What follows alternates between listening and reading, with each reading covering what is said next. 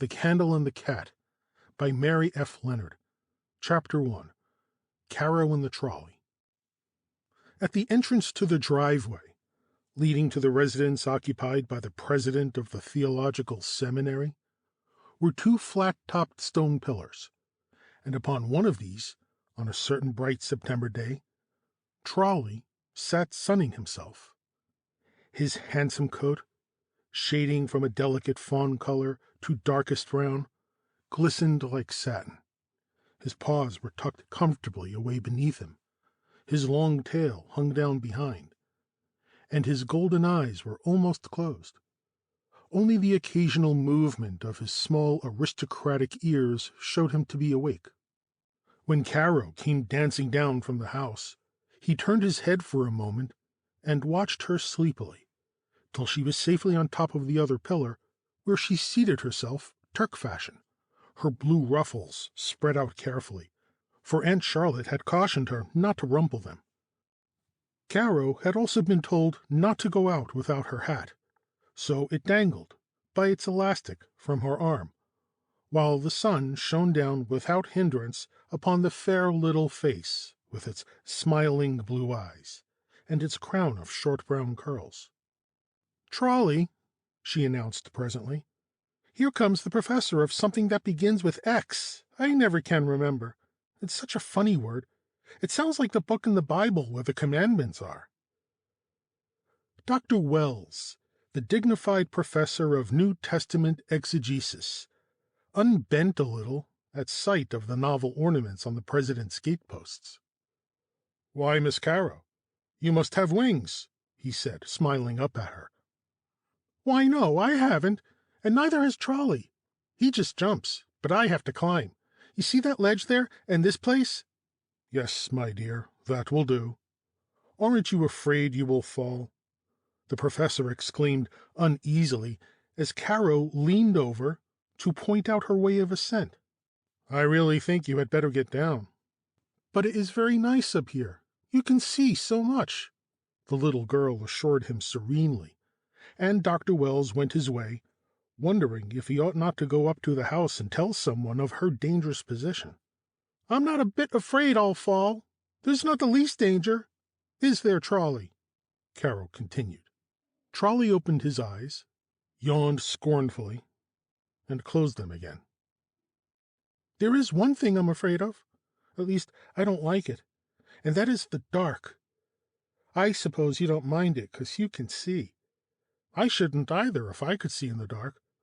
Aunt Charlotte says I mustn't have a light to go to sleep by, and I love a light. I just love it."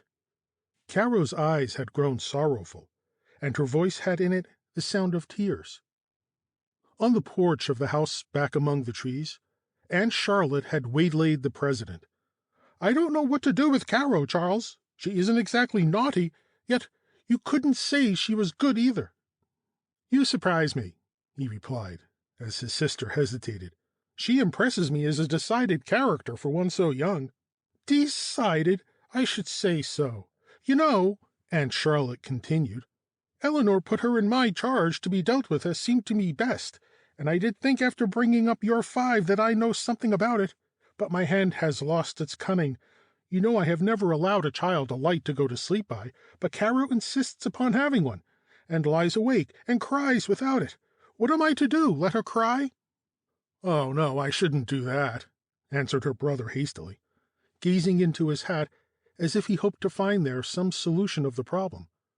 "Suppose you let me consider the matter," he added, as the striking of the hall clock reminded him of his engagement. "I'll talk to her." "Much good it will do," said Aunt Charlotte.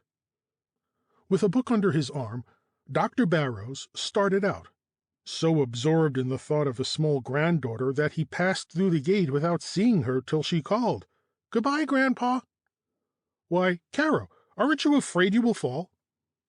Caro shook her curls vigorously, and then, leaning forward, she said plaintively, "Grandpa, please don't let Aunt Charlotte make me sleep in the dark."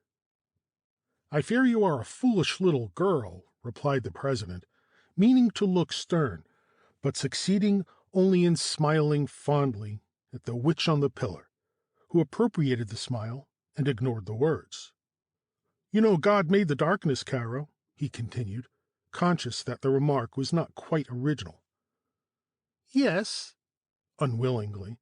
Then, but Grandpa, he puts stars in his dark.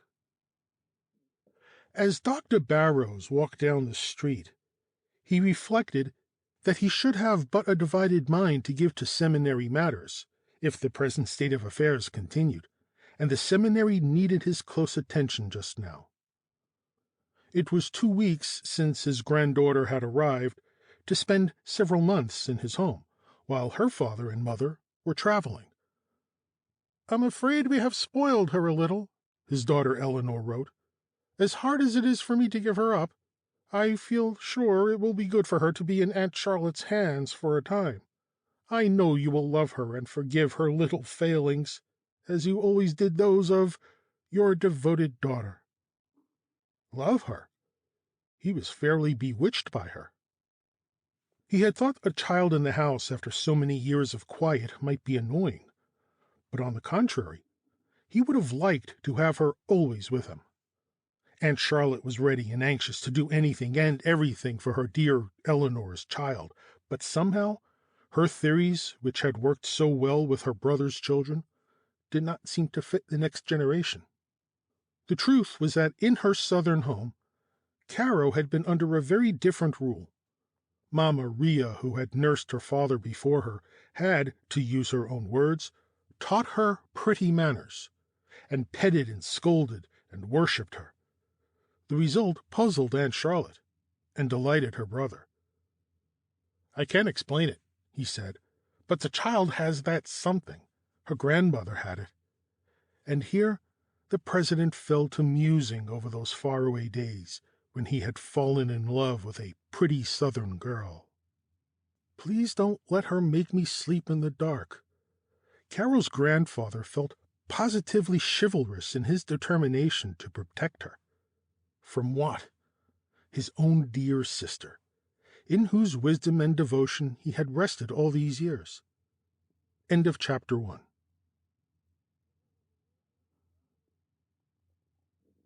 The Candle and the Cat by Mary F. Leonard. Chapter 2. The Silver Candlestick. It is not for a moment to be supposed that Trolley appeared in the first chapter simply because he was picturesque. He was undoubtedly handsome, and had a remarkable gift for elegant attitudes. He would pose as dignity and wisdom personified in the president's armchair, or stretch himself in careless grace on Aunt Charlotte's choicest divan, and had even been known to make a mantle ornament of himself in an aspiring mood. But above all else, Trolley had a mind of his own. For example, he had chosen his home. He began life at the Graysons, on Grayson Avenue, but as soon as he was old enough to choose for himself, he took up his abode with the president of the seminary. Aunt Charlotte did not particularly care for cats, and furthermore did not covet anything that was her neighbor's. So again and again Trolley was sent back, all to no purpose, and at length he was allowed to have his way. This was just at the time when the Graysons and some others were bringing suit to prevent the laying of a trolley line on the avenue, and between the progressive people who wished more rapid transportation than the stage which passed back and forth once an hour, and the old-fashioned residents who feared to have the beauty of their street destroyed, and their quiet disturbed by clanging bells and buzzing wheels, feeling had grown exceedingly bitter. Dr. Barrows himself had no special interest in the matter, but some members of his family were warm supporters of the railway, and when the suit was decided in its favor, one of his nephews named the cat in honor of the event. As Trolley, he was known from that hour, and he grew so large and handsome that even Aunt Charlotte came to take pride in him. He was amiable in disposition, but distant in manner, to all except Caro, who had won his heart, as he had won hers at first sight. He forgot his dignity and raced with her in the garden like a frolicsome kitten.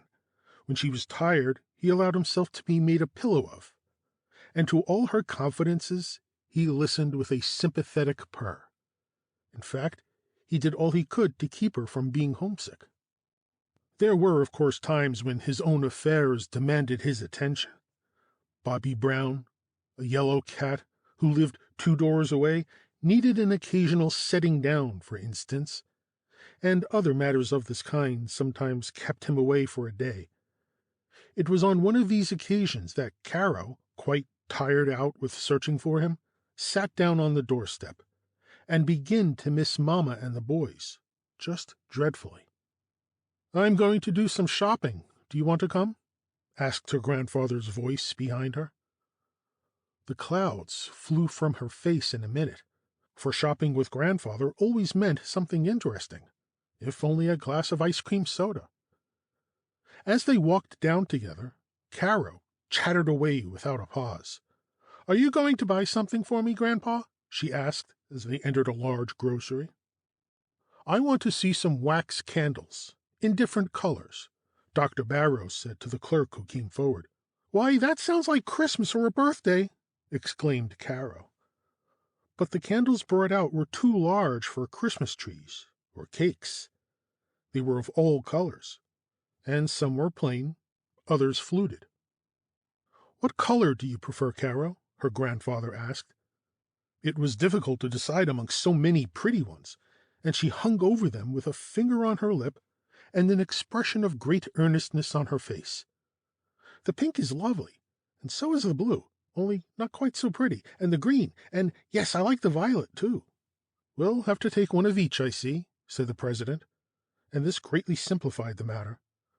6 candles were selected: blue, pink, green, red, violet, and yellow, and these were done up in a white paper parcel and handed to Caro. "Now, Grandpa, what are we going to do with them?" she asked when they were on the street again. "That is a secret." Caro gave a little jump of excitement. "I love secrets. Please tell me what it is." "Then it wouldn't be a secret any longer." "But 2 people can know a secret, and I promise, truly, bluely, I'll not tell." "I'll see about it when we get home," her grandfather replied, thereby causing her to be in such a flutter of anticipation that, as he told her, he might as well have tried to keep step with a yellow butterfly.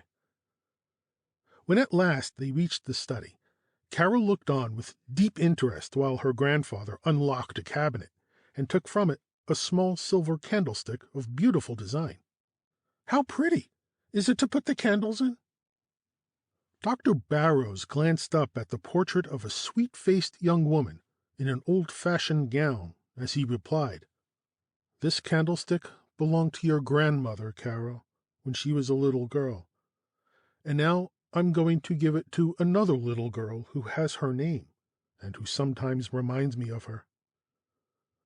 You are to put one of the candles in it and put it on your dressing table, and when the gas is out after you go to bed, you can have a little candlelight to keep you from being lonely."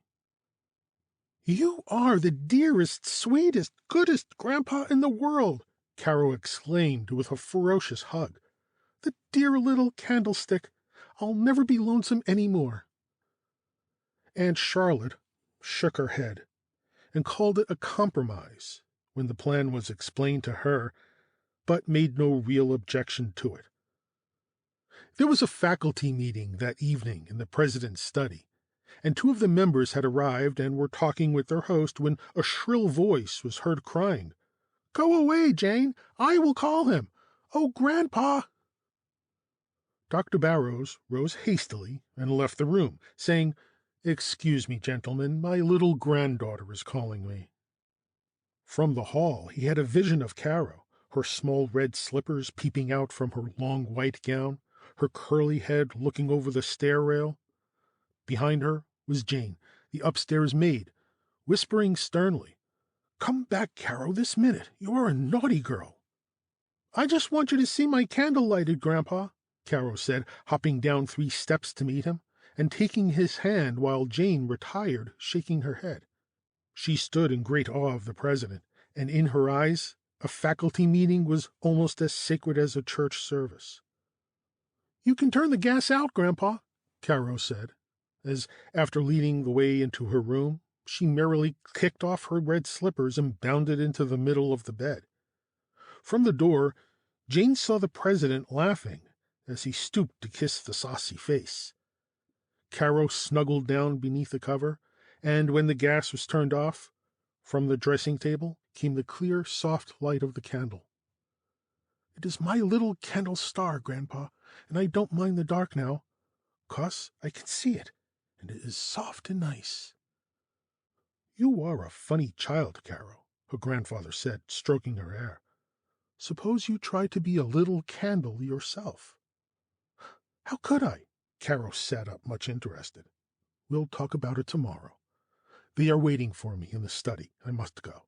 "Well, I think I'll be a pink one," remarked Caro meditatively, and Dr. Barrows went downstairs with a smile on his lips. End of chapter 2.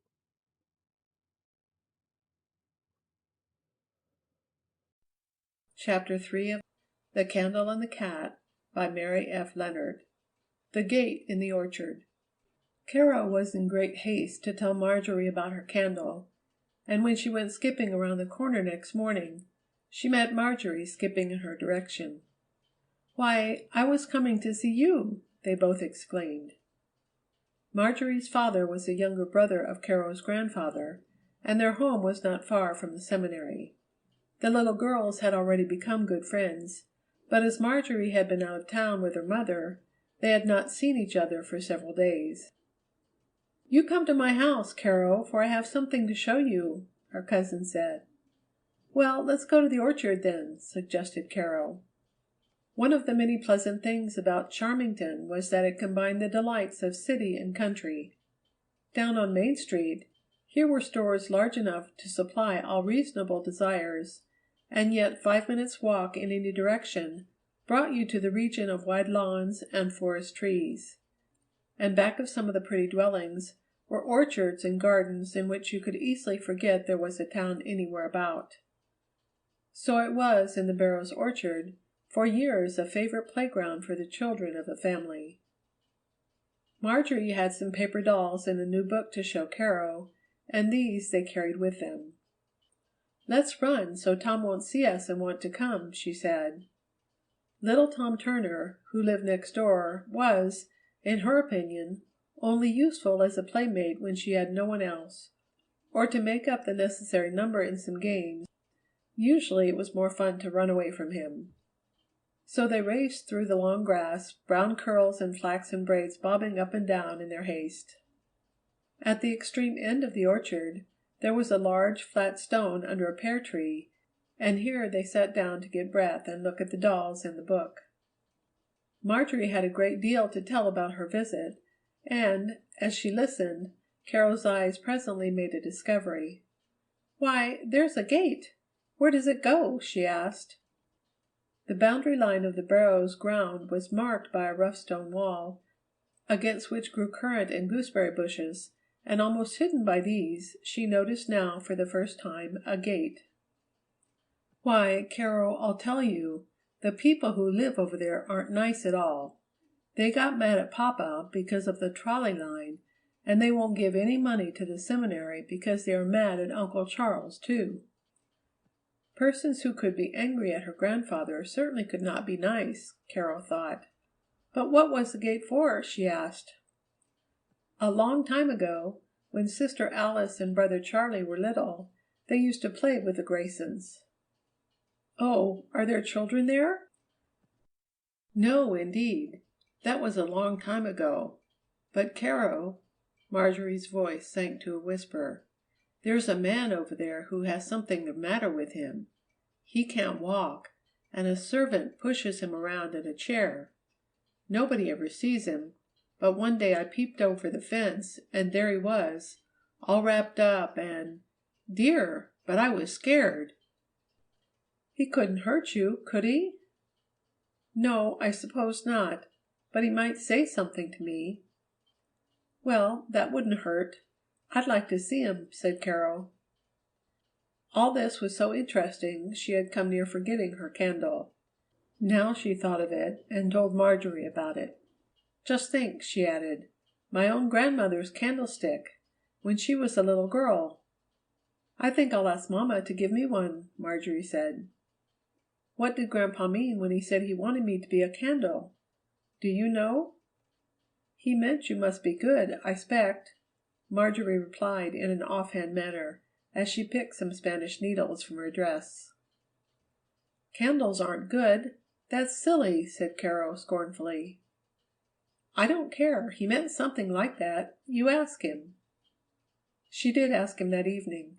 It was just at twilight, and Dr. Barrows was sealing a letter to his daughter, when Caro seated herself on the arm of his chair.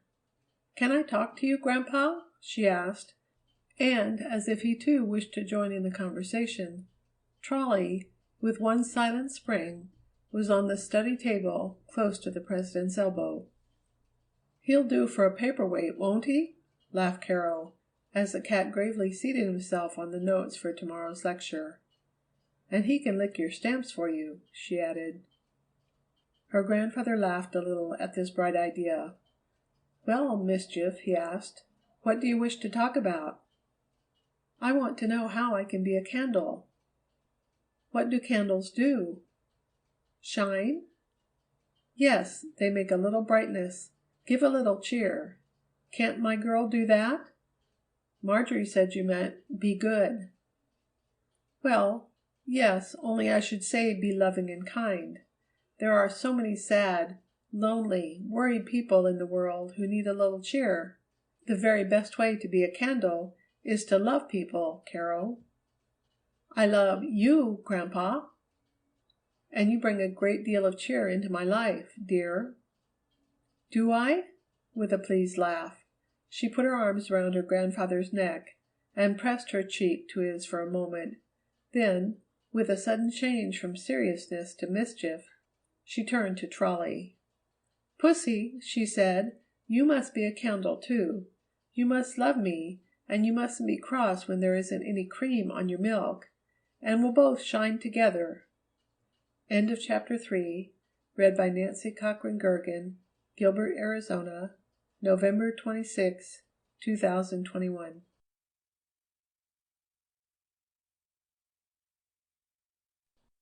Chapter 4 of The Candle and the Cat by Mary F. Leonard.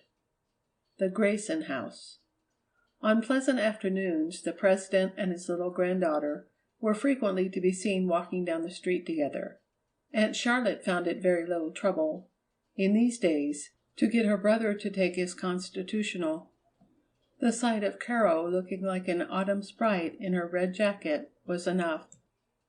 "Come, Grandpa, it is time for our walk," she would announce, and Dr. Barrows would obediently lay down his pen and his book and follow. And the sight of her happy, rosy face as she frisked about in the fallen leaves, the sound of her merry voice as she asked innumerable questions, made him forget his anxiety over seminary affairs, and, before he knew it, he was looking up at the blue sky, breathing deeply the delicious air, with something of the same joyousness. "Grandpa, don't you think that this is a beautiful house?" They were walking out Grayson Avenue, and as Caro spoke she pointed to a large, old-fashioned mansion of gray stone, with a row of stately pillars across its front. It stood in the midst of extensive grounds where were many fine trees and shrubs. In the background hothouses were to be seen, and near the street a fountain was sending up a silvery shower. A cloud crossed the president's face as he replied: "Yes, dear, it is a beautiful place. That is where Trolley once lived." "Are there any children there?" she asked. "No. Miss Grayson and her invalid brother live there alone." It was a very large house for just two persons, Caro thought. Did Trolley belong to the sick brother? She asked. "I don't know. Perhaps so." "Don't you suppose he was sorry?" "Very likely, but it couldn't be helped, you know. Trolley was determined to live with us." "I am glad he did," said Caro. She couldn't ask any more questions, for Professor Rice joined them and began to talk to her grandfather, but she could think, and it presently occurred to her that this must be the place that adjoined Marjory's orchard. She walked along very soberly, her mind full of the sick man no one ever saw, and the gate that was never opened. When she and Marjory went over on the avenue to mail a letter not long after this, Caro asked, "Did you know that your gate opened into the garden of the Grayson house?" "Why, yes, of course. Look, Caro, there's Miss Elizabeth now." They were almost at the gate, and as Marjory spoke, a tall, handsome woman crossed the sidewalk and entered the carriage that was waiting for her. "Doesn't she look cross?" Marjory exclaimed. But Caro was too much impressed with her elegance to consider her expression, which was not cross, by the way, only extremely sad. "Let's play dressing up," she proposed, "and I bid to be Miss Grayson." Marjory was willing, and chose to be Mrs. Rice, the professor's wife, who had, at present, the distinction of being the seminary bride. As a coachman was needed, little Tom Turner, who sat on the curbstone longing for an invitation, was offered the position, and, perched on a piano stool in front of a steamer chair, he drove his spirited horses, 2 rocking chairs, with great skill. Miss Grayson, in an old silk gown of Aunt Charlotte's, swept into her carriage with an astonishing dignity, any number of times that morning, followed by Mrs. Rice in a flowered kimono. When they grew tired of this play, they went to the orchard, and there Caro decided that it would be quite easy to climb the wall, if you didn't mind the currant bushes. "You'd better not," cried Marjory, shocked at such audacity, but when she was assured that it was just lovely up there, she could not resist, and she and Tom followed. It was an old-fashioned garden into which the children looked, already rather brown and bare except for a few chrysanthemums and asters, but still with a beauty of its own quite different from the smooth elegance of the grounds in front of the house. They sat there full of delight over their adventure, craning their necks to see as far as possible into this unknown land, when there came the sound of footsteps on the fallen leaves. Marjory was down in an instant, and Tom after her, but Caro waited till an invalid's chair appeared, rolled by a tall colored man. In the midst of the rugs and shawls a handsome, boyish face was to be seen, and Caro, who had expected, she didn't know what, was so surprised that instead of slipping down after Marjory as she had intended, she sat perfectly still. "Stop just there, Thompson. I must have that bit of view through the trees," said the occupant of the chair, and Caro saw he had a camera. She watched with interest till the right position was found and the picture taken. "Now turn me around so I can get that white birch against the stone wall." Close to the birch sat Caro. "Wait a minute, and I'll get down," she called, remembering how provoked Brother Arthur was when she got in his way. "Stay just where you are," a decided voice commanded, and Caro stayed, feeling not unlike the convicts at the prison who had to have their pictures taken whether they liked it or not. It was over in a second, and then down she scrambled and ran after the other children. "Caro, what made you so long? What did you see?" Marjory cried. "Nothing but 2 men. But, Marjory, they took my picture." "Oh, Caro, maybe they are going to arrest you." "I don't believe they are," Caro answered gravely, "for do you know, Marjory, the sick man, I mean, is very nice looking." As they walked back to the house, she added, "Just think how dreadful it must be not to be able to walk." End of chapter 4. Read by Nancy Cochran Gergen, Gilbert, Arizona, November 27, 2021.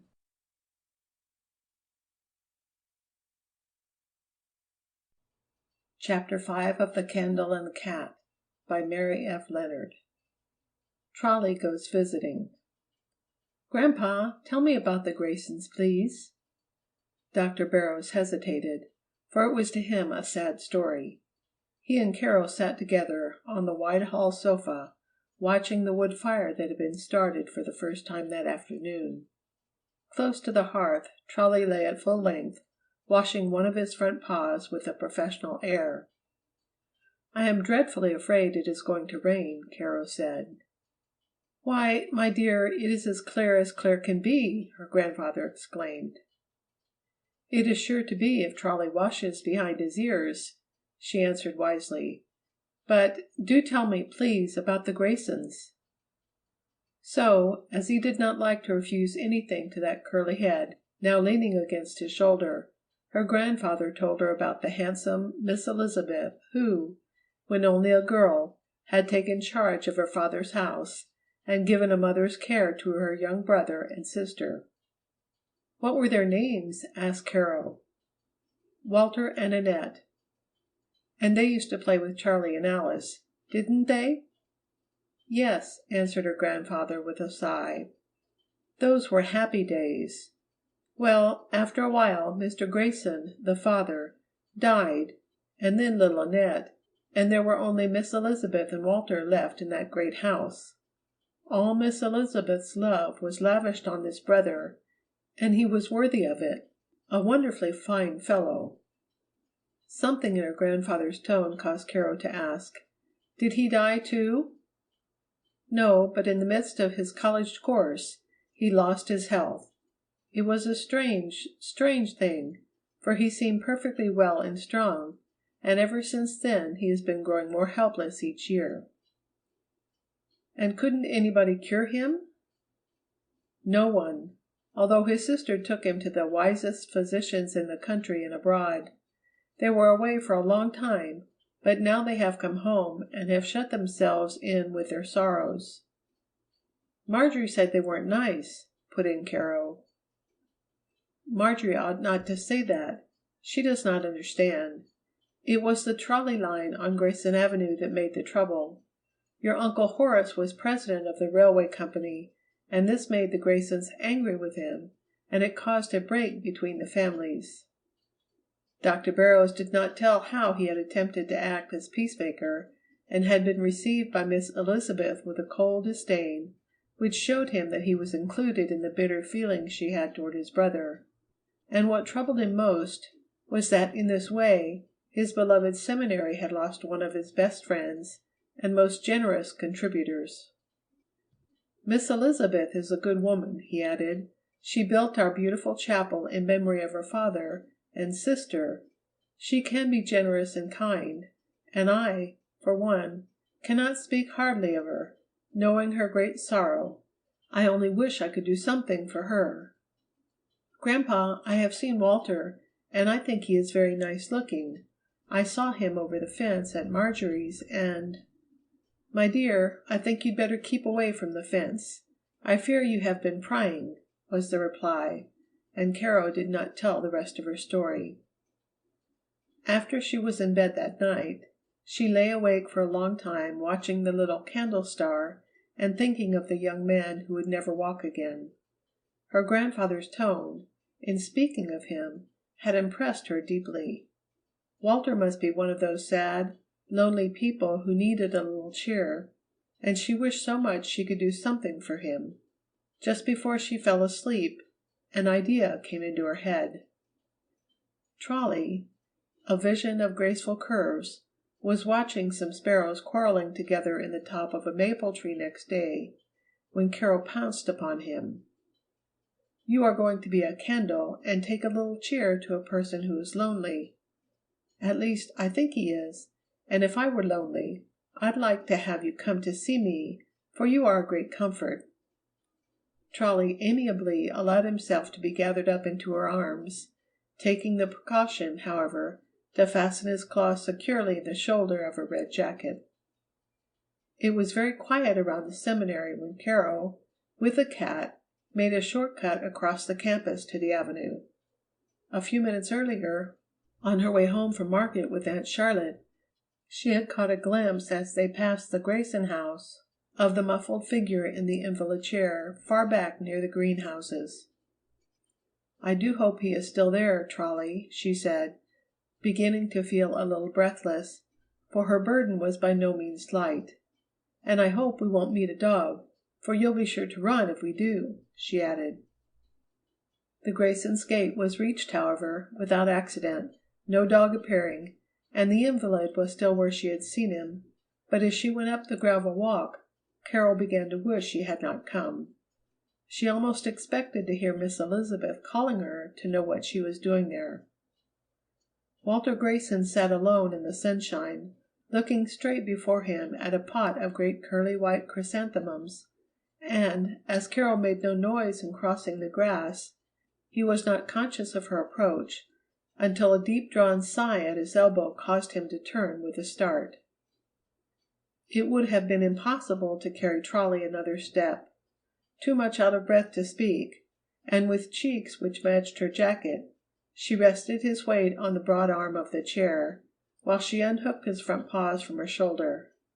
Walter watched her with very evident surprise. "He sticks dreadfully," she said, struggling with the burr-like paws. "I should say so." The detaching process was rather funny, and the invalid smiled. Caro was feeling a little shy, and the smile put her at her ease. She had lived all her life among people who loved and petted her, and it did not enter her mind that she could be unwelcome anywhere unless she was naughty. "I thought maybe you'd like to see him," she explained. "He is very handsome. Is he your cat?" "Why, just see, he likes you!" Caro exclaimed, as, after a few preliminary turns, Trolley curled himself up on the soft rugs and began to purr, thus expressing his unqualified approval of this resting place. "Aren't you the little girl I saw on the fence the other day? Why did you run away?" Caro laughed. "I don't know," she said, and then, feeling that her presence today needed to be explained more fully, she added, "I thought maybe you'd like to see Trolley, because he is such a comfort to me when I am lonely." "And did you think I was lonely?" There was a cloud on the young man's face as he spoke. "I thought you must be," she said simply, "because you can't go everywhere." "Then why are you lonely? You can go where you please."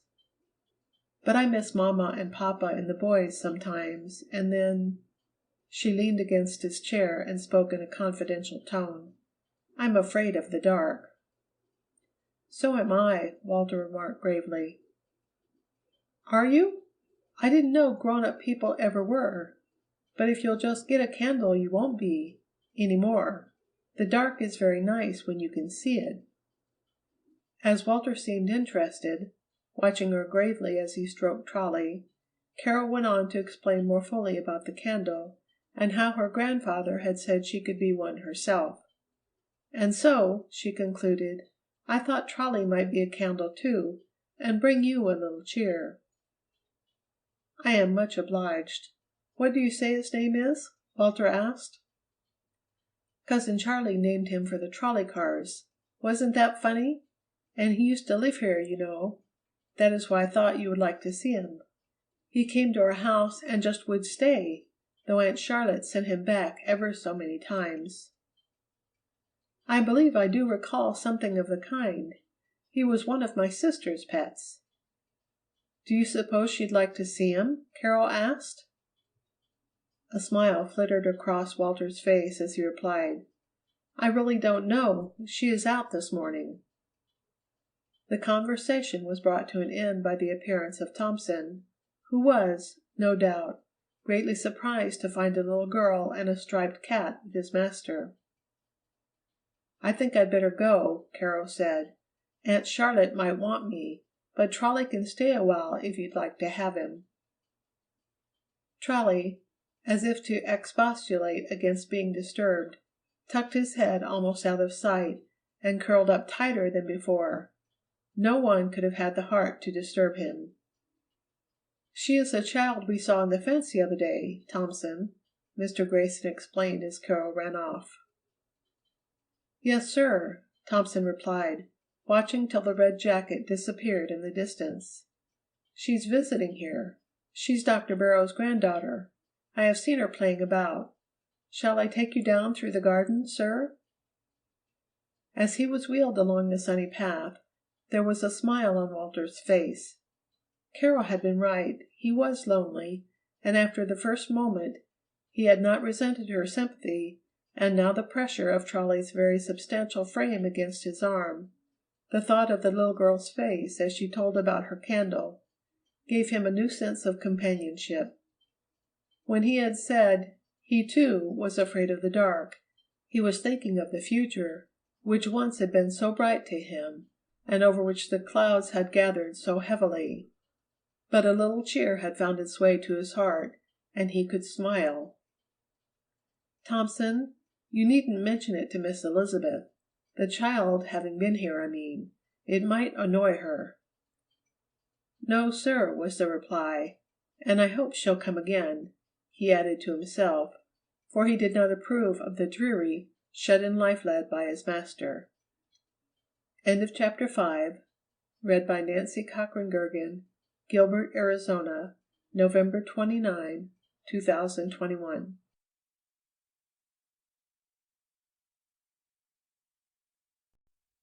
Chapter 6 of The Candle and the Cat by Mary F. Leonard. A local snowstorm.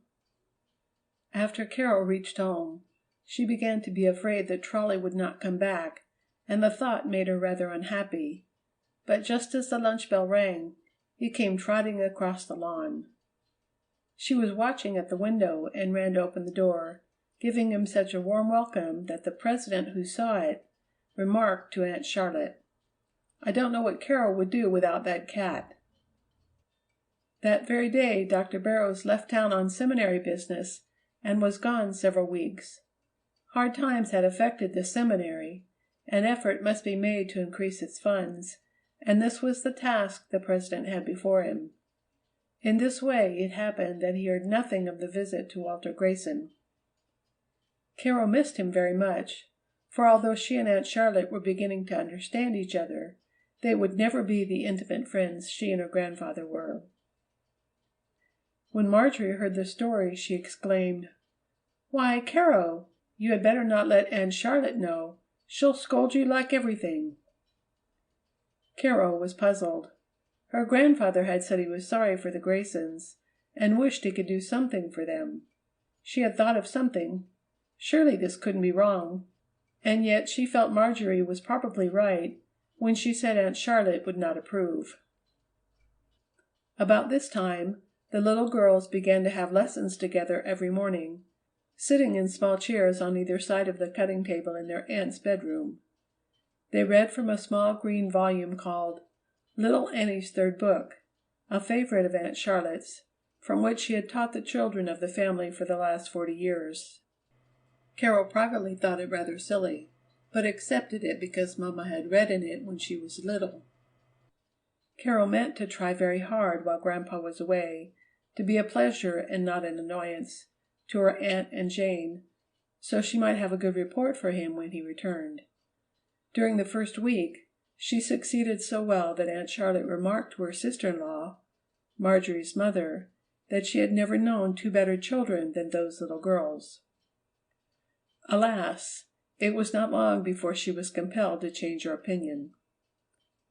One afternoon, when the ground was damp and Marjory had a cold, Miss Barrows told them they might play in the garret.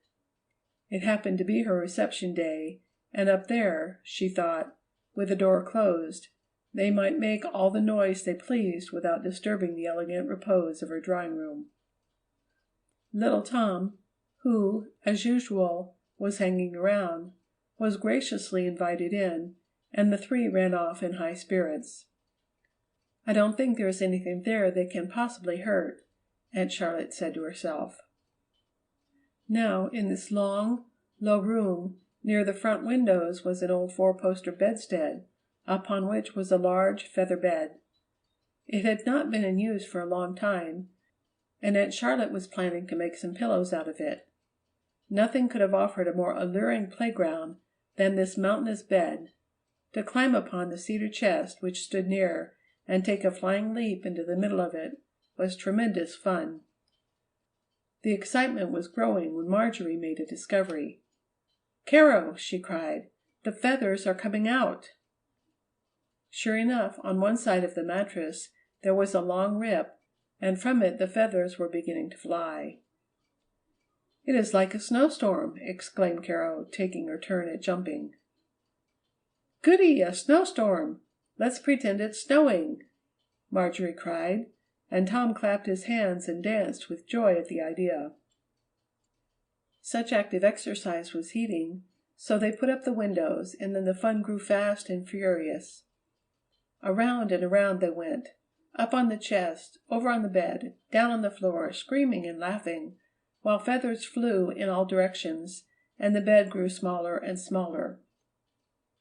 Trolley, who looked in through the half-open door to see what was going on, ran downstairs in disgust, and, sitting on the bottom step of the last flight, sneezed and sneezed till Miss Barrows, who was entertaining Mrs. Rice in the parlor, couldn't help wondering aloud what was the matter with that cat.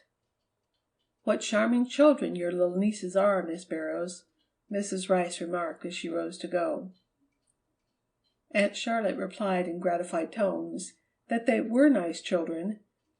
Then, as she opened the door for her visitor, she exclaimed, "Can it be snowing?" "Surely not. It is as mild as May," said the visitor. But certainly the air was full of something very like snow. Both ladies were puzzled. "Why, Miss Barrows, it is feathers!" Mrs. Rice cried, picking an unmistakable goose feather from her sleeve. "See?" Aunt Charlotte stepped to the edge of the porch and looked up. Yes, they came from the third-story windows, accompanied by a sound of great merriment. Forgetting ceremony, she left her visitor without a word, and climbed the stairs as fast as her portly frame allowed. What a scene met her eye! A scene of feathers and wild hilarity. Breathing was almost impossible, and she quickly withdrew to the hall, where, rapping sternly on the door, she called, "Children! Children! What does this mean?" Presto! What a change! 3 perspiring, befeathered children came suddenly to themselves and stared at one another in dismay. "We'll sweep them up and put them back, Aunt Charlotte," said Caro. "I told Caro there was a rip and that the feathers would come out," explained Marjorie in a tone of injured innocence. Quite speechless, Tom slid off the bed, now a tearful sight in its dwindled proportions. "I never heard of such badness," Aunt Charlotte gasped, and leaning over the railing she called, "Jane, Jane, bring a whisk broom here." Jane came, and the culprits were led into another room, and brushed and shaken until they were thoroughly bewildered.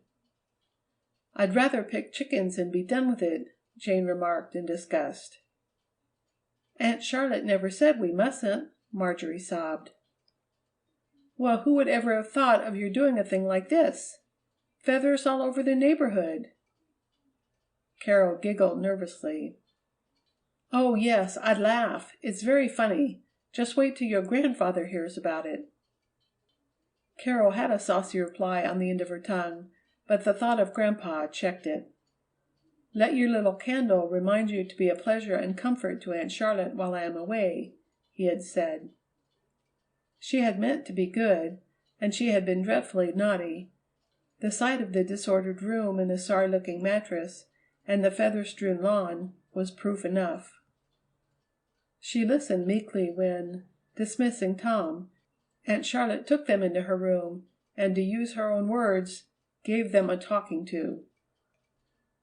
"What do you suppose Mrs. Rice thinks? Why, our lawn might be a barnyard. She actually thought it was snow."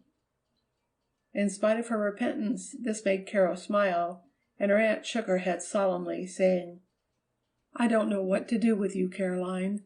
I am ashamed of you." "But I'm truly sorry, Aunt Charlotte." "If you are, I don't see why you laugh. Now I believe Marjorie is sorry," and Miss Barrows looked with approval at that tearful maiden.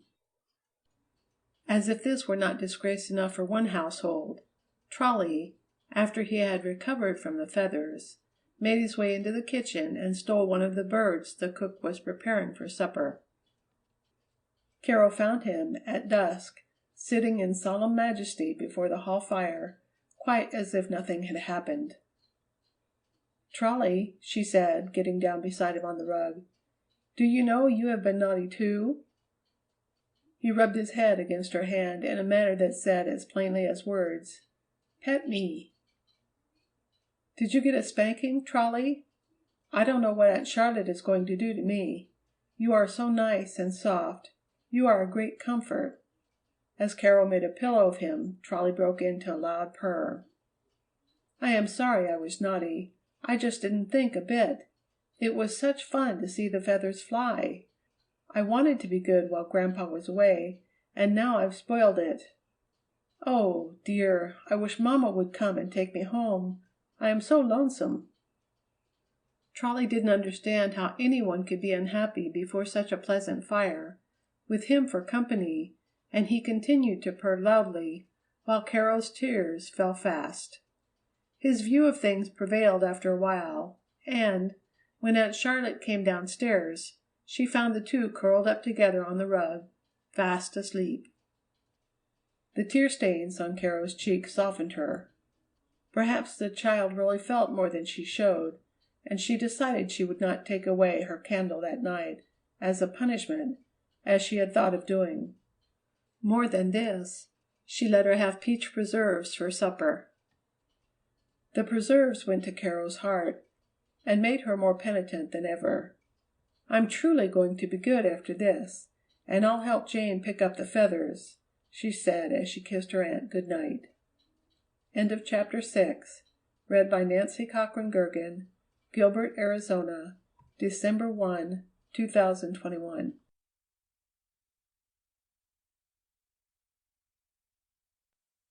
Chapter 7 of The Candle and the Cat by Mary F. Leonard. In the garden. Everybody agreed that the weather was remarkable that fall. Far into November it lasted warm and bright, and Walter Grayson, who found life more endurable under the open sky than within four walls, spent a large part of each day out of doors, attended by his faithful Thompson. Caro's visit had stirred anew his longing for the old companionships that had once been his. When, at length, after their long absence, they had decided to come home, he had looked forward to it almost eagerly, but his sister, whose pride shrank from sympathy, took it for granted that to meet his old acquaintances could be only painful to him, and those who had ventured to call were not admitted. Walter was in the habit of acquiescing in her decisions, and in the first shock of his illness he had felt the same shrinking from pity, but now the sense of loneliness was becoming almost unbearable. As he was wheeled about the garden, he lived over again the merry days of his childhood, and the quarrel that had separated him from those he had cared most for seemed a small matter in the light of those memories. The Graysons had long been people of wealth and influence in Charmington, and in Miss Elizabeth's opinion, it was a direct insult when her wishes were ignored, and the beauty of the avenue, which had been named for her grandfather, was, as she thought, forever ruined. That her personal friends could side against her added to the bitterness. She refused to see that Dr. Barrows was not responsible for his brother's actions, and proudly withdrew her friendship from the whole family and her gifts from the seminary. No doubt her grief over her brother made her more bitter than she would otherwise have been. At least so Dr. Barrows thought, and would not speak ill of her. Walter, upon whom she lavished everything affection could suggest, or money buy, felt that he could not ask for the only thing he really wanted, and at times he told himself despondently that he was forgotten, that his friends no longer cared for him. Caro's simple friendliness had won his heart.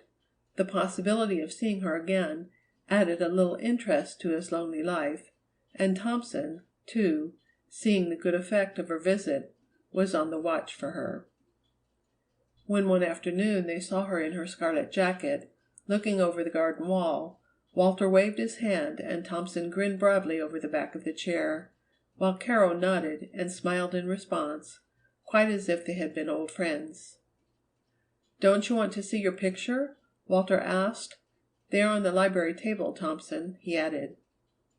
As the man went off, Caro swung her feet over on the Grayson side of the fence, and then, in another minute, she had slipped down and was beside Walter's chair. I mustn't stay long, she said. Marjory has gone to the dentist, and I told her I'd wait till she came back. How is the cat?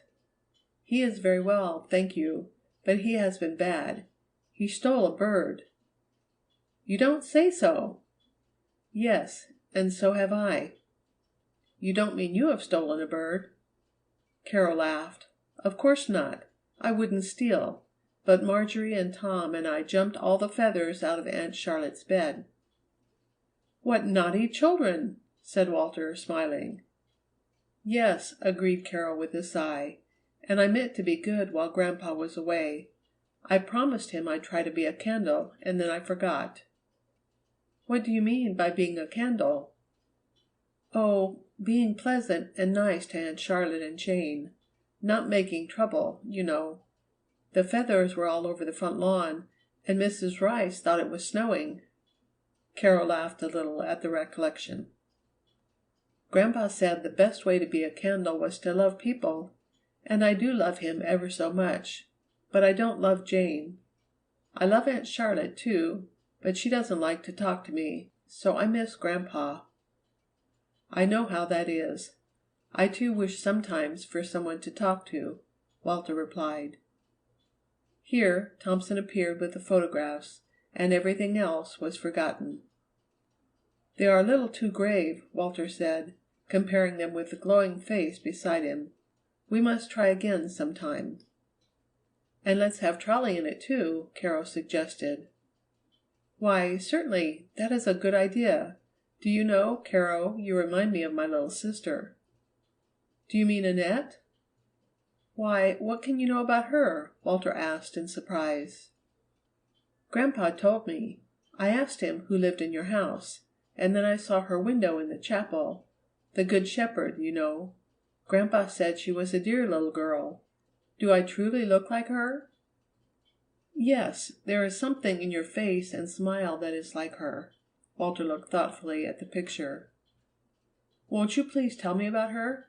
Begged Caro.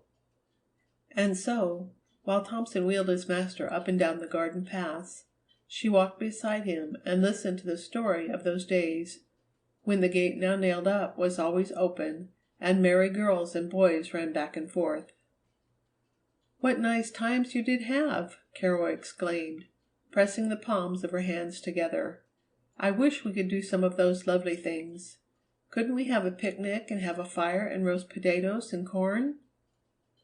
Her interest was a pleasant thing to the invalid. He laughed at the eager face. Well, why can't we? He said. What do you think, Thompson? Why, of course we can, sir, if you like, was the answer. And have Marjory and Tom? Cried Caro eagerly. It seemed impossible to refuse her, but when he thought of it afterwards, Walter began to doubt if he had been wise. What would his sister think? Or the Barrows, when it was discovered that he had been entertaining the children in the garden? Still, it was too late now. He had promised. As for Caro, no doubts spoiled her anticipation. She gave Marjory a most animated account of the pleasure in store for them, and her cousin was as interested as she could wish. It will be lovely, Caro, and we'll keep it a secret, she said, for there was nothing Marjory liked so well as a mystery. Finding Tom, they proceeded to excite his curiosity. Say, don't you wish you knew what we are going to do tomorrow? They both exclaimed. What are you going to do? He asked, pulling his ear and realizing that he was about to be teased. We can't tell, but it is something awfully nice, said Caro. Isn't it, Marjory? Isn't it, though? And the two looked knowingly at each other. There's going to be something to eat, Marjory added. A candy pulling, I bet, cried Tom. No, indeed, they both cried. After carrying this on for half an hour, and goading Tom to the point of desperation, Marjory said, If you'll promise, honest truly, you won't tell, you can come over tomorrow, and maybe we'll let you into it. Truly, I won't tell, Tom promised, brightening. Do you think you'd let him into it, Caro? He might spoil it. "Oh, I guess so," Carol replied, and they ran off, leaving him alone with his curiosity. All this mystery added not a little to the delights of the picnic next day in the Grayson garden, and certainly, for its size, there was never a merrier one. Tom was a little uncomfortable at first, for Marjorie's dark hints about the garden had impressed him deeply, but he soon recovered from this, and helped Thompson make a fire on the very spot where Charlie and Walter had built theirs in days gone by. The children thought nothing ever tasted so good as the corn roasted there. There were grapes and apples besides, and some fascinating bonbons, but the corn was the most fun, they insisted. Not being in the habit of providing for such feasts, Thompson forgot the salt, and Marjorie and Caro had the excitement of running to the house and having the cook inquire what they were going to do with salt. On a seat made of a plank supported on bricks, the three children sat and feasted and chatted, while Walter looked on and enjoyed the experience of acting once more as host. Everybody knows the peculiar pleasure of a fire out of doors. The day was cool enough to make its warmth agreeable, and the sight and sound of the crackling flames was like a tonic to the spirits. After the feast was over, they played games, such as "I have a word that rhymes with," and "My ship comes sailing." They asked conundrums, and Thompson showed himself to be an accomplished sleight-of-hand man, finding silver dollars in impossible places, and making handkerchiefs appear and disappear in a surprising manner. Never was more fun crowded into one short afternoon. "It has been a beautiful picnic, and I am very much obliged to you," Caro said to Walter as they were separating. "So am I," echoed Marjorie, and Tom would have said the same if he hadn't been bashful. As it was, he could only grin. "I am just as much obliged to you for coming to my picnic," Walter replied, and he added to Caro, "Goodbye, little candle." This was the first time in more than 4 years that he had given any pleasure to anybody, he thought on the way to the house. Miss Elizabeth stood at the door. "Surely, Walter, you are staying out too late," she said. "Are you not chilled?" "Not at all. You can trust Thompson for that," he answered. As for Thompson, he wished Miss Grayson could have seen her brother, as he told stories and laughed at the pranks of his visitors, and he determined that if he could bring it about, there should be more occasions of the sort. End of Chapter 7. Read by Nancy Cochran Gergen, Gilbert, Arizona, December 5, 2021.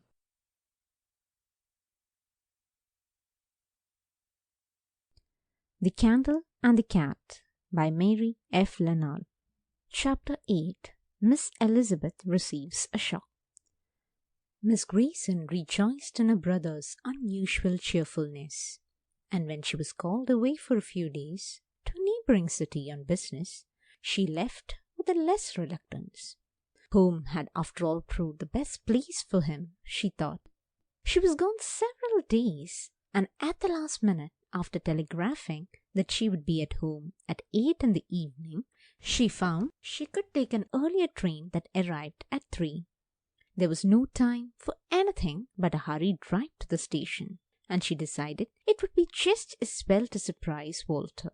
How glad he would be to see her 5 hours ahead of time! She felt quite happy with the thought as she stepped from the train at Charmington. There was of course no one to meet her, and as the day was pleasant and the distance short, she walked home. She might have taken the streetcars if her feelings on the subject had not made it impossible.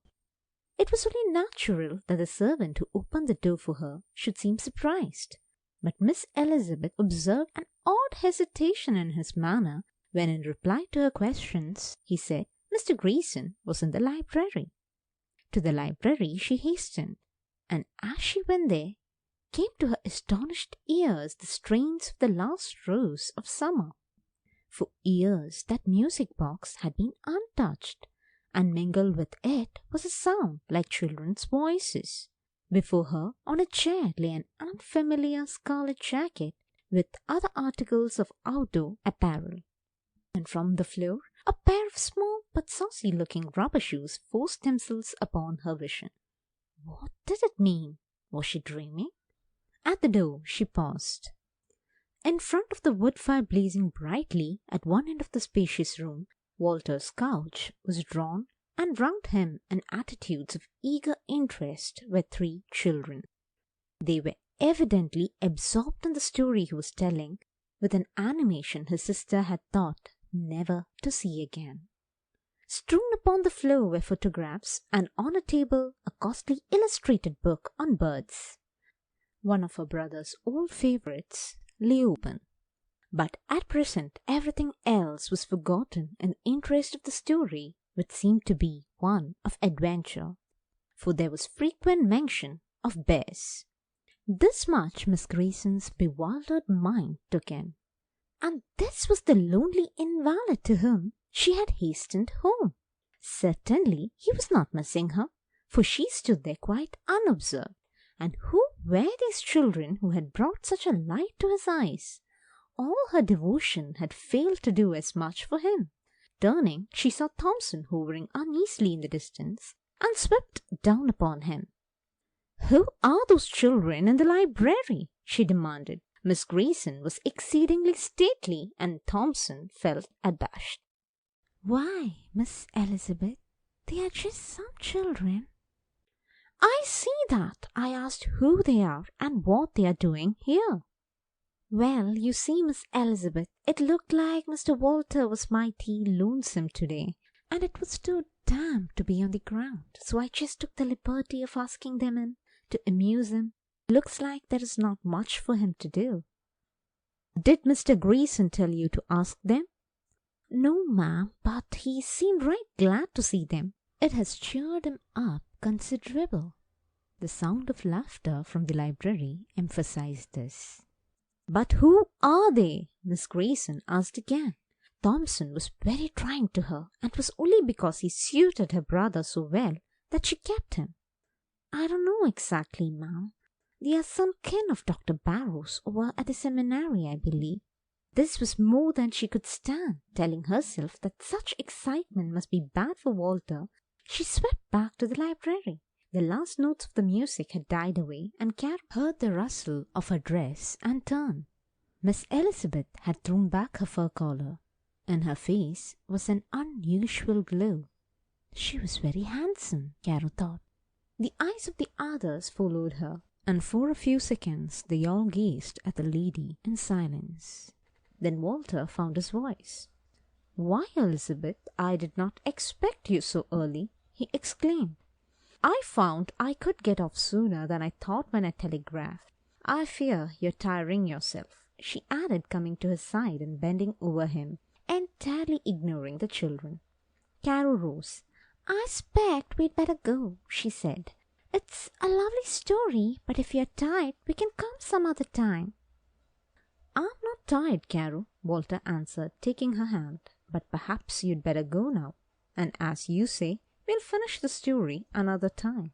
They smiled at each other in a way that expressed a world of friendly confidence. Without another word, Miss Grayson turned and left the room. She felt she was a marplot, and yet, those children, what else could she have done? As she went upstairs, the sounds of laughter followed her. She wished she had not hurried home. She did not mention the children when she returned to her brother after they had gone, but talked of business and other matters, making an effort to act as if nothing unusual had happened. After dinner, when they were alone together before the fire, Walter spoke. "Elizabeth, there is something I want very much." She smoothed his hair caressingly from his forehead as she replied, "You know, dear, if it is anything I can give you, you shall have it." "But this will be hard for you." Walter hesitated, then added, "It is my old friends I want."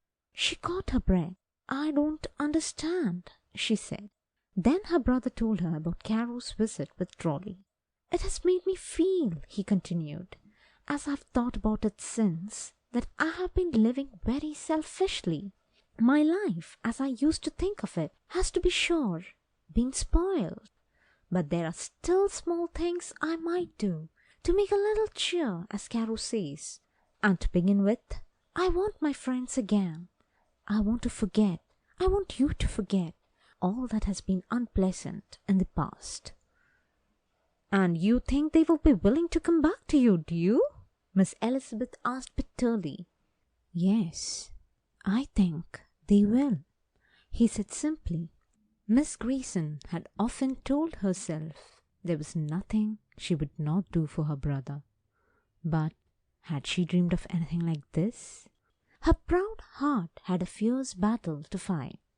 "I shan't ever be Miss Elizabeth again when we dress up. I don't like her at all," Caro said as the children walked down the garden path together. "I told you she was cross," Marjorie replied. For lack of better confidant, Trolley heard the story that night.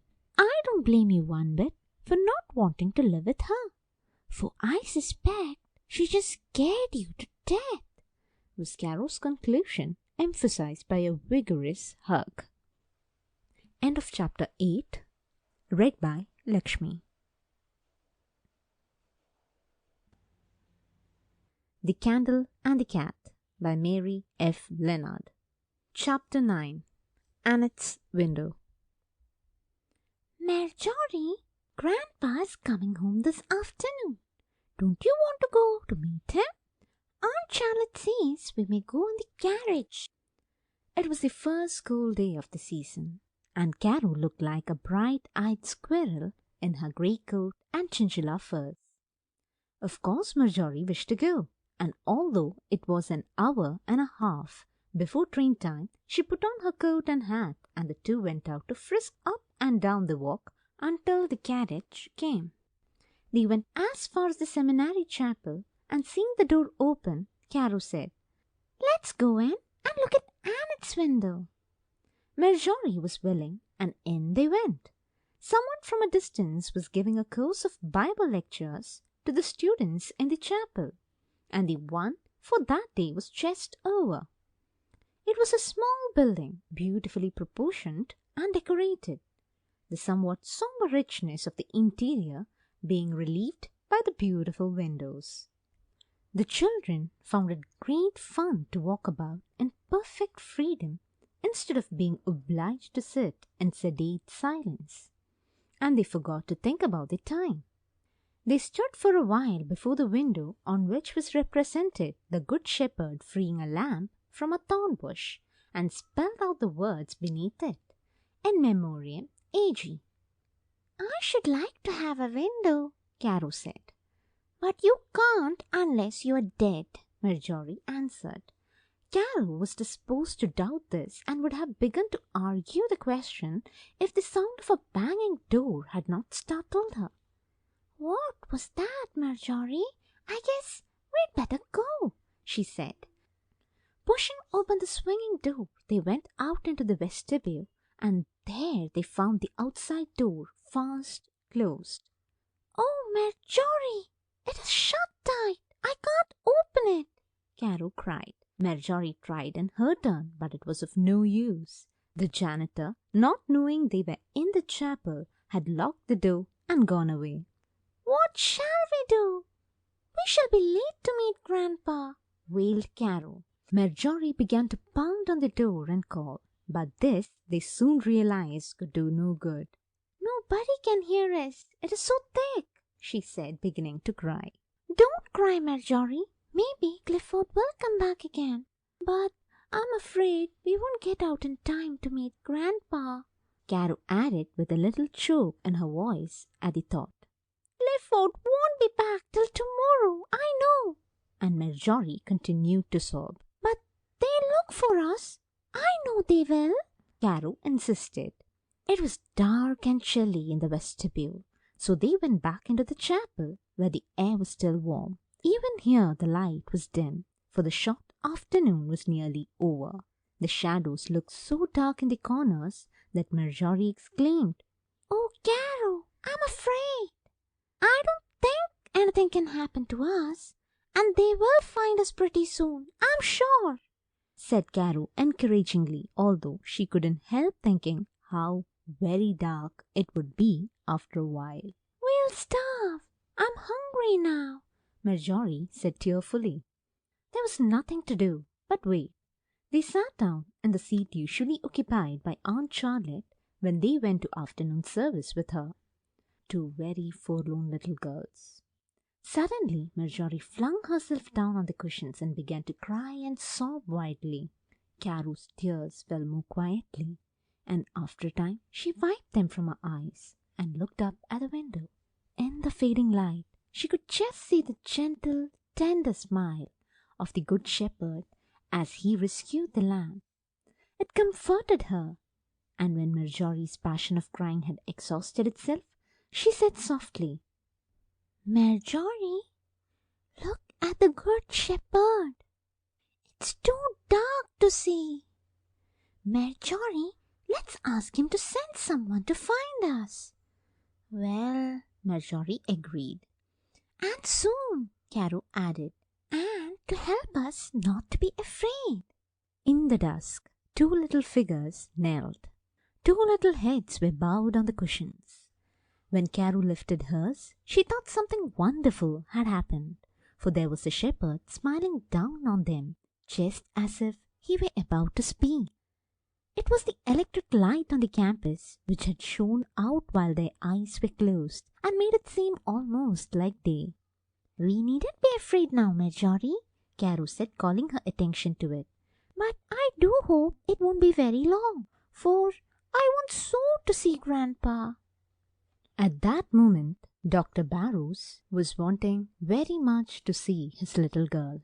When he stepped from his carriage, expecting to hear her merry voice and to see her flying to him, there was only his sister standing in the door with an anxious face, greeting him with, The children have disappeared, Charles, and can't be found.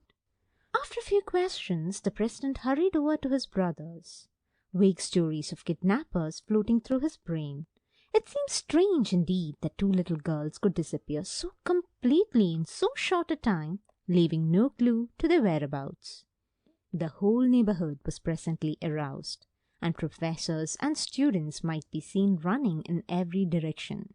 Just how soon it would have occurred to anybody to look in the chapel, it is impossible to say. But it so happened that Dr. Smith, the lecturer, was to leave town that evening, and in putting his papers together, he missed some valuable notes which he thought must have been left on the desk in the chapel. The janitor was sent for, and in half an hour after the electric light shone out, the children as well as the manuscript were found. It's so nice to be found, Caro said with her arms clasped about her grandfather's neck. But I truly wasn't afraid after the light came, for the Good Shepherd looked so kind. End of chapter 9. Read by Lakshmi.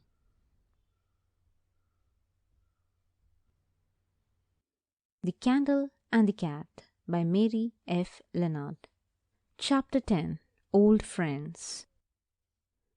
There is one thing I don't understand, remarked Aunt Charlotte at the breakfast table, and that is how one of the Grayson servants happened to come over here to ask about the children yesterday. It was Thompson, I guess, said Caro, who was eating her oatmeal, stopping every other minute to smile at her grandfather. Who's Thompson? He asked. He's the one who takes care of Walter, and he's very nice. Why, Grandpa? He's almost as good as Keller. He can do all sorts of sleight of hand tricks. But how do you know anything about him, or Walter either? Asked Aunt Charlotte. Then Caro remembered that she had not told anyone about all that had gone on in the garden, and she couldn't think where to begin. Can't you answer your aunt? Said her grandfather. Why, yes, Aunt Charlotte. I know them. I got acquainted with them a long time ago. With Walter Grayson? Why, no one ever sees him. You must be mistaken, Miss Barrows exclaimed. But I went to see him, said Caro. It wasn't wrong, was it, Grandpa? You know, you said to me a candle was to take a little cheer to lonely people, and I was sure he must be lonely. I thought maybe he'd like to see Trolley, because he lived there once, so I took him. Do you think it was wrong?" My dear, I don't know what to say. The president put down his knife and fork and looked at Aunt Charlotte and then at his granddaughter. You mean to say you took the cat to see Walter Grayson? Caro nodded. "Yes, Grandpa." I'd like to know what she'll do next, cried Miss Barrows. But how did he treat you? Questioned her grandfather. Did he tell you you were an officious little girl? "I think he liked to see me, because after that we had a picnic." In the midst of these explanations, a note was brought into the president. It read, "Dear Dr. Barrows, if you can spare the time, will you not come to see me within the next day or two? I'm anxious to have a talk with you. If you have forgotten the way, Caro will come with you, I'm sure. Your friend, Walter Grayson." Dr. Barrows read it aloud and then looked at his sister again. "Grandpa, he must think you pretty stupid if you could forget that little way," Caro said, laughing. "I fear I'm rather stupid sometimes," he said, smiling. "Well, PJ, we'll go over there after lunch." So it came about that Caro and her grandfather, hand in hand, went over to the Graysons that afternoon. Dr. Barrows still felt puzzled and half believed he was dreaming, but his granddaughter was very wide awake indeed. She quite hoped they would see haughty Miss Elizabeth again, for with her grandfather beside her, she was ready to face anything. The lady, however, was not to be seen, and they found Walter alone in the library. "My dear boy," was all the president said as he grasped the hand stretched out to him. "There is not much left of me, but what there is very glad to see you," was Walter's greeting. It was well that Caro was there to help out the conversation at first. Her grandfather was kept so busy clearing his glasses. She was as full of life as a gray squirrel she resembled. "Did you know we got lost yesterday?" she asked. "Yes, though I didn't hear it till you were found. What were you doing in the chapel?" "It was open, you know, and so we went in to look at Annette's window." "And weren't you afraid when you found the door shut?" "Yes, a little, when it began to get dark. And Marjorie was too. I thought it would be so dreadfully dark after a while. And then the electric light shone out straight through the window. We could see the Good Shepherd just as plain as day, and I wasn't afraid any longer. Then pretty soon they found us." "For sudden the worst turns the best to the brave," Walter quoted, smiling at Dr. Barrows. "Particularly when they are looking in the right direction," he answered. "I suppose Caro has told you how we became acquainted," Walter said, "and I have found it so pleasant to have a friend that I want more. I want my old friends again. I can't be of any use." He was silent for a minute, then went on. "I asked you to come because I knew you could help me. My sister has given her consent to anything I wish, but it is hard for her. She will be happier in the end. She's too fine a woman to shut herself in. The world needs her," answered Dr. Barrows. "She is good. Nobody knows it so well as I," said Walter. "And now, my boy, anything I can do, I'll do gladly," the president added. "It is just to let my friends know that I shall be glad to see them, and that, on our side, all feelings about the old quarrel is put away. And," he added almost gaily, "I think I shall get Caro to help me with a Christmas party." "A Christmas party here? How lovely!" she cried, dancing up and down. "I should like to see the old house look really cheerful again. Do you remember the parties we used to have when we were children, Dr. Barrows?" "Do you mean a tree and Santa Claus?" Caro asked, coming to Walter's side after whirling round the room. "Certainly, and all the other things that belong to Christmas," was his reply.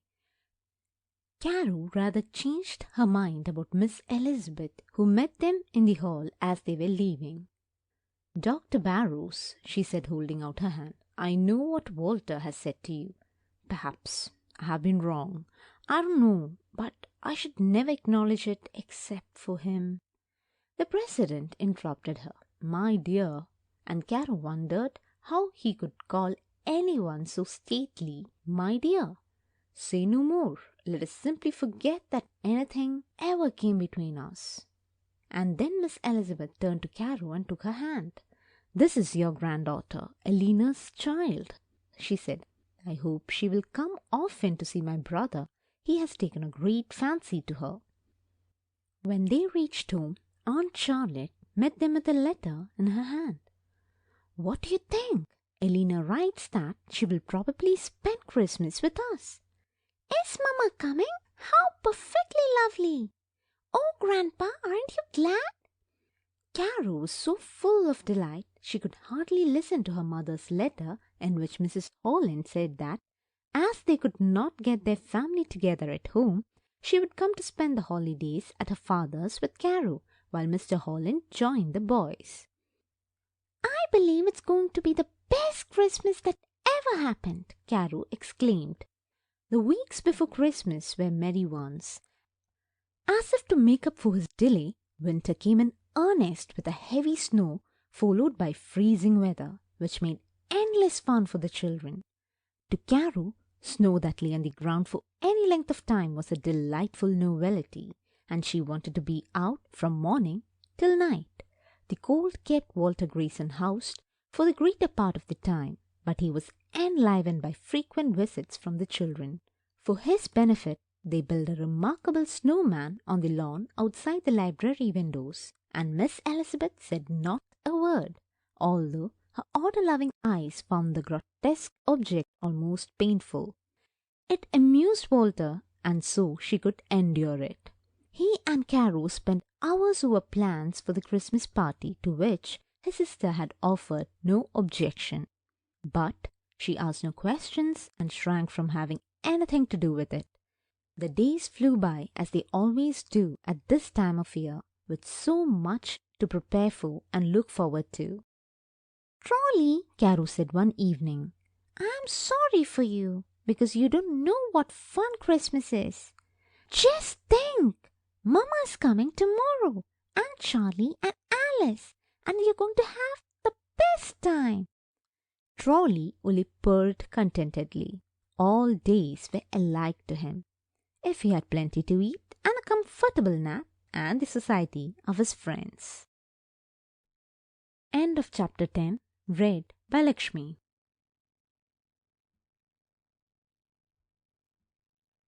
The Candle and the Cat by Mary F. Leonard. Chapter 11. Christmas Candles.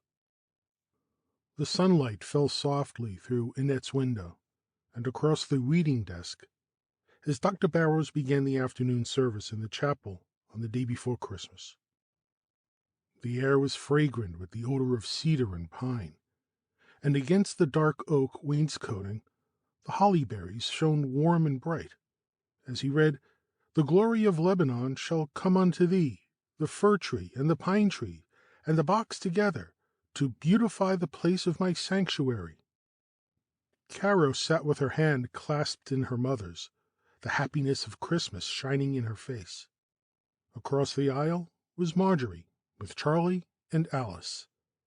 Just as the president began to read, the door opened, and Thompson swiftly and noiselessly wheeled his master to a place at one side of the pulpit and withdrew. Caro thought Walter must be lonely there by himself, so after a moment's hesitation, with a smile, she withdrew her hand from her mother's and stole softly up to the front seat close to the invalid. Miss Elizabeth saw her from the back of the chapel where she sat, and tears came to her eyes. She had not wanted her brother to come, and now here was this child taking the place that should have been hers. When her grandfather read his text, Caro looked up at Walter and smiled. It seemed meant for them, she thought, to give light to them that sit in darkness. It is to be doubted if the president ever preached a better sermon, and yet it was only a simple little talk that the children could understand, about the light bringer whose love could penetrate the darkest clouds of sin or sorrow, and whose followers must in their turn become light bearers. Caro listened, looking up at the Good Shepherd, who again seemed to smile on her. But after they had sung, it came upon the midnight clear, and the benediction had been pronounced, the merry side of Christmas became uppermost. There was Trolley, exclaiming, "Walter, old fellow, I am so glad to see you," and shaking hands warmly with Alice and Mrs. Holland with quieter greetings. Marjorie and Tom, of course, joined Caro, and the president came down and added one more to the group around Walter. At the door, Miss Elizabeth waited, unable to escape altogether the friendly greetings, trying not to be impatient, while near her stood Thompson with a beaming face. This was something like living, he thought. There is something about Christmas Eve which makes it different from all other evenings. There is a thrill of expectancy in the air that no one can quite escape, even though his head is gray. Caro and Marjorie skipped down the stone walk in the frosty air, hand in hand, brimful of happiness.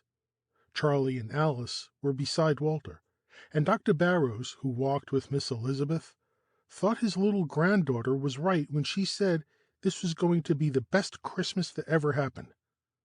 "Remember," said Walter as they were separating, "that I depend on you tomorrow to make my party a success.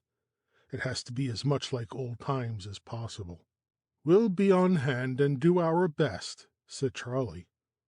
"Poor fellow, what a change from 4 years ago," he added to his sister. "And yet I can't quite pity him. It must be because he is so brave," Alice answered. "And Bess, you will wear your prettiest gown, won't you?" Walter had said coaxingly. "You know I don't care for such things any more," Miss Elizabeth urged. "But you must. I want you to look like a queen," he insisted. And so when Barrows arrived next evening, they found their hostess in creamy satin and costly lace, with diamonds on her breast and in her dark hair. At sight of her, Caro clasped her hands and cried, "Oh, Miss Elizabeth, you are perfectly beautiful." Her admiration was so evidently genuine that the lady could not help being pleased, and she stooped and kissed the rosy cheek. "And how do you think we came?" asked Marjorie, dancing around till the blue bows on her flaxen braids danced too. "Oh, yes, I forgot to tell you," cried Caro, running to Walter's side. "We came through the gate. Charlie opened it. The gate in the orchard. We shan't have to climb the fence any more." The invitations read, "To meet Miss Caro Holland," and Caro, in her fluffy white dress with a spray of holly on her shoulders, stood beside Miss Elizabeth and Walter and helped receive the guests. The spacious house was all thrown open, brilliantly lighted and beautiful in its Christmas decorations, for neither trouble nor expense had been considered. It was first of all a children's party, as every Christmas party should be, but there were almost as many grown-up people asked besides to enjoy the children's pleasure. Aunt Charlotte was there in her black velvet gown, and Mrs. Rice in her wedding dress. Everybody, in fact, looked their best. Miss Elizabeth hardly knew herself with flowers and music and happy faces all about her. She almost forgot the pain at her heart, and her brother's contented smile paid for all her struggle. The tree, which was in the library, was a most beautiful sight when the lights were turned down in the other rooms and the doors thrown open. The floor appeared to be covered with snow, and the tree was all in white and silver, blazing with candles. After it had been sufficiently admired, Santa Claus came on the scene with a generous pack from which he distributed the most interesting white parcels tied with red ribbons. One of these, which had on it, "For Trolley, in care of Caro," contained the prettiest sort of collar on which was a silver plate with his name. Supper was served on small tables decorated in holly and red candles, and when this was over, the children danced and played around the tree, while the older people strolled about the house or sat and talked. "Have you had a good time, Caro?" asked Walter, catching her hands as she danced by. "Indeed I have," was her answer, "and I'm so much obliged for everything, especially Trolley's collar." "I hope he will like it.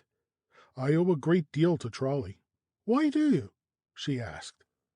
I doubt if you ever would have come to see me if I had not put it into your head.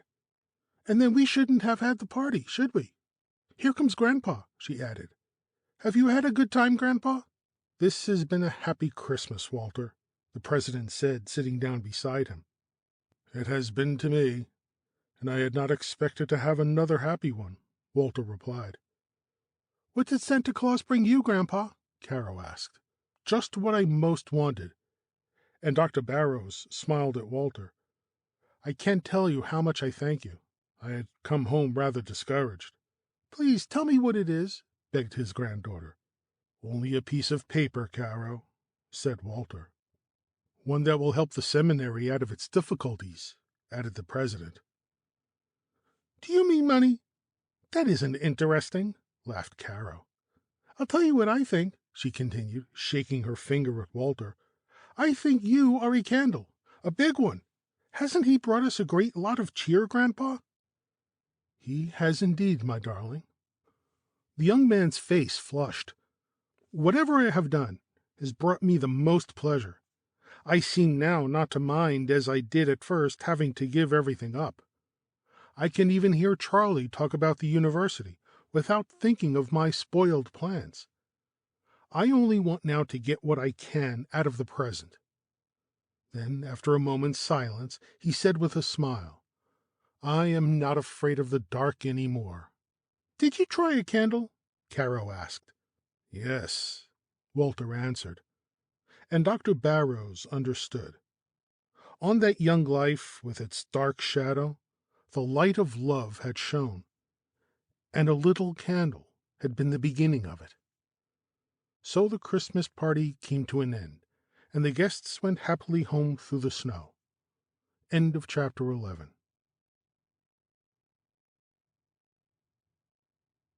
The Candle and the Cat by Mary F. Leonard. Chapter 12. Goodbye. Trolley sat at the gate-post. If possible, he was handsomer than ever, for the frosty weather made his coat thick and fluffy. Besides this, he wore his new collar. His eyes were wide open today, and he looked out on the world with a solemn, questioning gaze. He had been decidedly upset in his mind that morning at finding an open trunk in Caro's room, and clothes scattered about on chairs and on the bed. Of course, he did not know what this meant, but to the cat mind, anything unusual is objectionable, and it made him unhappy. Finally, he stretched himself in the tray where Caro found him. You darling pussy, she cried. Mamma, do look at him. I believe he wants to go home with us. I wish we could take him. But Mrs. Holland said one little girl was all the traveling companion she cared for. It wouldn't do, dear. He would be unhappy on the train, she added. I don't know what I should have done without him. He and my candle were my greatest comforts, except Grandpa. And Caro put her cheek down on Trolley's soft fur. What am I to do without my little candle? Her grandfather asked. Why, you can have the cat, Caro answered merrily. No wonder Trolley's mind was disturbed that morning with such a coming and going as went on. People running in to say goodbye, and Aunt Charlotte thinking every few minutes of something new for the traveler's lunch, tickling his nose with tantalizing odors of tongue and chicken. It was over at last. Trunks and bags were sent off. Aunt Charlotte was hugged and kissed, and then Trolley had his turn, and the procession moved, headed by the president. Goodbye, Trolley. Don't forget me, Caro called, walking backwards and waving her handkerchief. When they were out of sight, Trolley went and sat on the gate-post and thought about it. After a while, he jumped down and trotted across the campus with a businesslike air, as if he had come to an important decision. He took his way through the Barrows orchard to the Grayson garden, where there was now a well-trodden path through the snow. Miss Grayson and her brother were sitting in the library. They had been talking about Caro when Walter, glancing toward the window, saw a pair of golden eyes peering in at him. There is Trolley, he said, and called Thompson to let him in. Trolley entered as if he was sure of a welcome, and, walking straight to Miss Elizabeth, sprang into her lap. And from this on, he became a frequent visitor at the Graysons, dividing his time, in fact, about evenly between his two homes. And thus an unfortunate quarrel, which had disturbed the peaceful atmosphere of Charmington and separated old friends, was forgotten, and the president often remarked it was all owing to the candle and the cat. The end of The Candle and the Cat by Mary F. Leonard,